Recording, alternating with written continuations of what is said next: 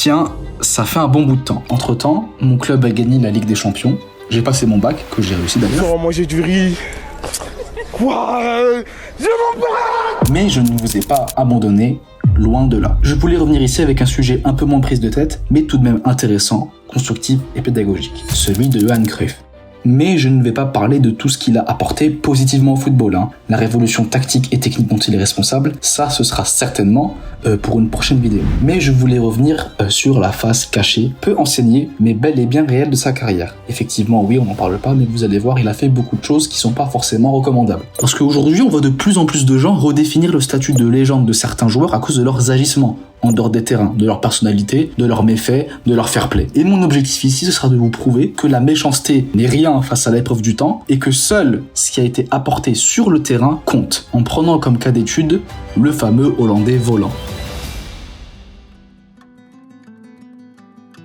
Déjà, commençons aussi par mettre un autre truc au clair. Vous n'êtes pas ici dans une vidéo où on va critiquer les joueurs anciens parce qu'ils sont anciens, parce que le football d'époque est moins bien, car je l'ai pas connu, donc forcément c'est moins bien. Pour ce genre de raisonnement, allez sur TikTok, ce sera bien mieux. Ce n'est pas le sujet de la chaîne. Quand j'accusais Cruyff d'être une merde dans le titre de la vidéo, c'est sur d'autres aspects. Mais d'abord, parlons du déroulement de sa carrière de façon très brève. C'est un joueur hollandais ayant majoritairement évolué au poste de faux numéro 9, qui va totalement traumatiser la décennie 1970, que ce soit sur et en dehors des terrains, et on verra en quoi pour le en dehors du terrain. 3 Ligues des Champions, une finale de Coupe du Monde après une des meilleures campagnes qui ait été faite, et évidemment 3 ballons d'or. Le joueur, dans le top 5 des plus grands, en tout cas en ce qui concerne, est d'ailleurs assez difficilement car il y a quand même du beau monde pour le concurrencer. Cependant, l'homme, et c'est pas forcément ce qui est plus connu, était pour le moins sulfureux, voire même abject, soyons honnêtes. Je vous propose donc de plonger avec moi dans les tréfonds de la carrière de Johan Cruyff. Installez-vous, parce que ça va aller crescendo.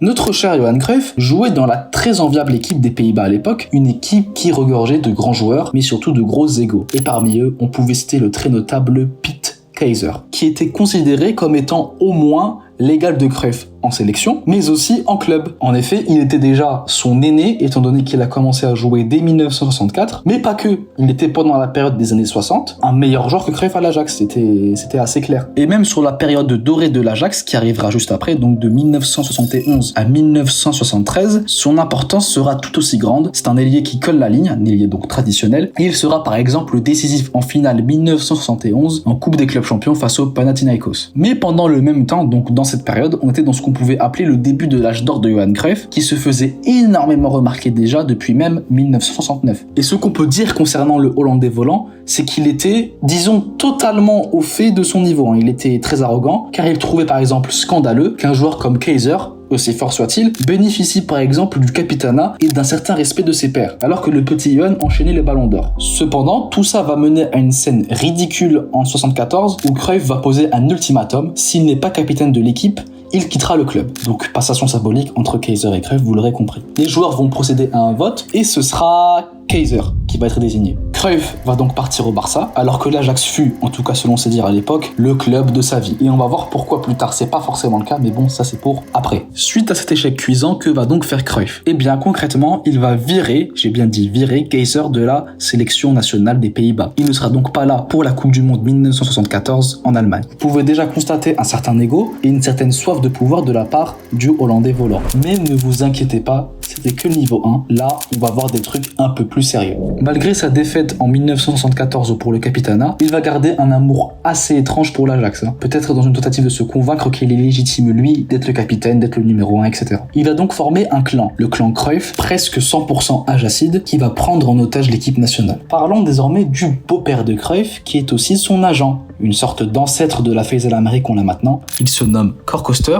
et je tiens à le préciser, il a porté un certain uniforme allemand avec des aigles et tout, lors d'une certaine guerre. Il va prendre sous son aile, en tant qu'agent, je parle, Van Aanegem, qui est un joueur de Feyenoord, Neskens, Cruyff, mais aussi Keizer. Et oui, donc si vous voulez savoir et si vous n'avez pas compris, il l'a trahi même au niveau du coup médiatique. Et oui, c'est ce genre de joueur dont on parle, le Cruyff. Et le but de ce clan, c'est de dominer médiatiquement les Pays-Bas, mais aussi d'évincer les mecs qui dérangeraient Cruyff au sein de l'équipe nationale, à travers de l'ingérence sportive, donc des grèves, etc., voire même de l'ingérence médiatique, donc les médias qui s'en mêlent, les journaux, ainsi de suite. Et là, on va rentrer, je sais que ça fait plusieurs fois que je vous tease un truc, mais là ça arrive pour de vrai, donc quelque chose qui est très gras, très sale, marrant d'une certaine manière. En gros, ce pourquoi vous avez cliqué sur la vidéo, les victimes de cette ingérence et les victimes de ce clan. Laissez-moi vous parler de Van Beveren et de Willy van der Krugen. Parlons d'abord du CV de ces deux joueurs pour que vous vous rendez compte d'à quel point leur sort qui leur sera réservé est abject. Van Beveren est considéré comme étant le meilleur gardien de l'histoire des Pays-Bas. Par tous ses contemporains, oui, même meilleur que Van der Sar, en tout cas en sélection. Il était à l'époque adulé par tout le monde, mais il avait un seul ennemi, je vous laisse deviner lequel. Et Willy van der Krugen, joueur du PSV qui a été élu, tenez-vous bien, meilleur joueur de l'histoire du club par les fans, devant des joueurs comme Coman, Romario, Ruud Gullit, etc.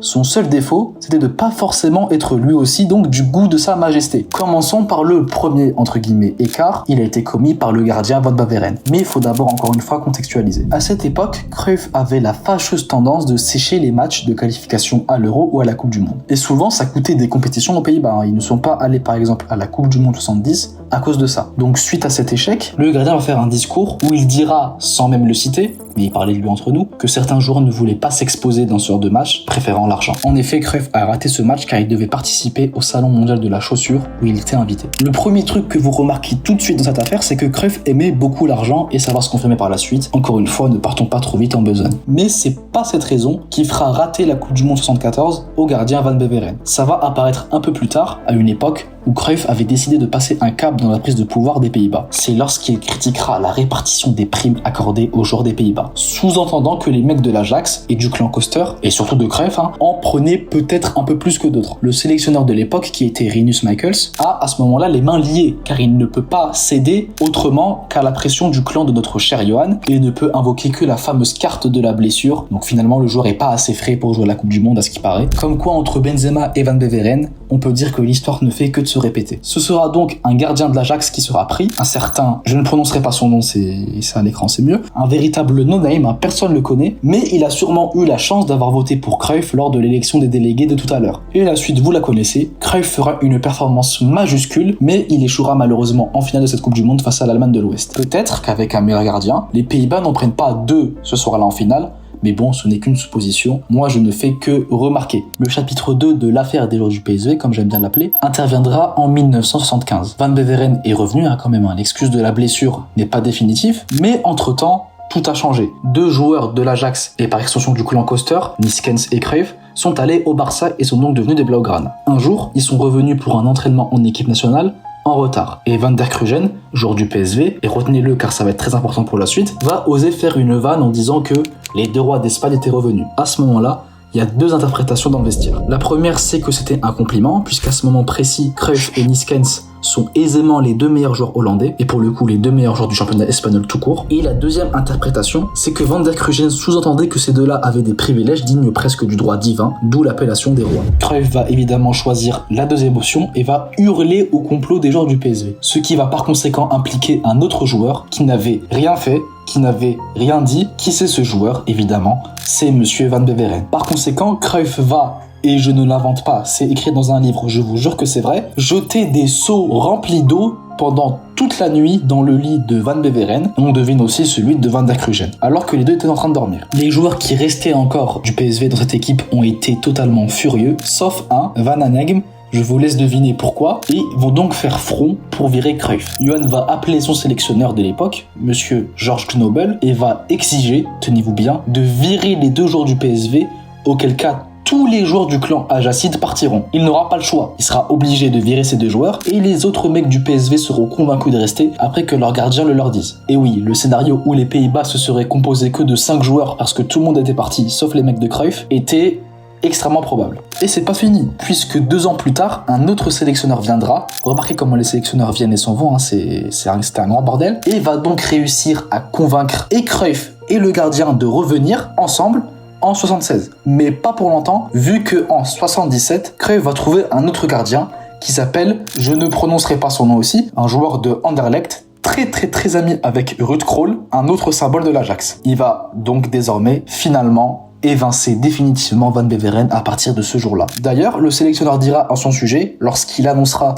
sa décision au gardien du PSV, Jan Je n'ai pas le choix, ce n'est même pas moi qui décide de l'équipe. Van Beveren prendra sa retraite internationale à seulement 29 ans. Il refusera plus tard même un contrat de réinsertion et va faire une pré-retraite aux États-Unis qui sera plutôt fructueuse du point de vue financier. Après tout ce gros paquet qui est franchement assez horrible, on va pouvoir parler d'un truc un peu plus soft, en tout cas un truc qui a le mérite d'être reçu et qui peut être mis au bénéfice de Cruyff. Lors de sa fin de carrière, Cruyff va dans un premier temps effectivement revenir pour une dernière saison à l'Ajax, mais il va aussi aller chez le rival ultime, le rival historique, le Feyenoord, pour en plus l'ultime saison de sa carrière en 1983-1984. Pourquoi ? Car tout simplement, et oui c'est un sujet très récurrent depuis le début, le Feyenoord proposait plus d'argent. Et le pire, et c'est là que je veux émettre une limite, je ne fais que apporter des informations morales sur l'homme, je n'en mets pas du tout le sportif, parce que justement, il va gagner le championnat face à l'Ajax avec le Feyenoord qui était une équipe moins forte et moins expérimentée. Et pour le coup, chapeau bâtard. Pour le coup, il y a plein de choses sur lesquelles je suis passé brièvement, voire même plein de trucs dont j'ai pas parlé, comme par exemple le fait qu'aujourd'hui aux Pays-Bas, le débat existe toujours pour savoir qui est le plus fort entre Cruyff et Kaiser, même si je trouve la réponse évidente. Son transfert à Levante pour sensiblement les mêmes raisons qu'au Feyenoord, sa carrière d'entraîneur qui a eu de très grands hauts, mais qui a eu de très grands bas aussi, etc.,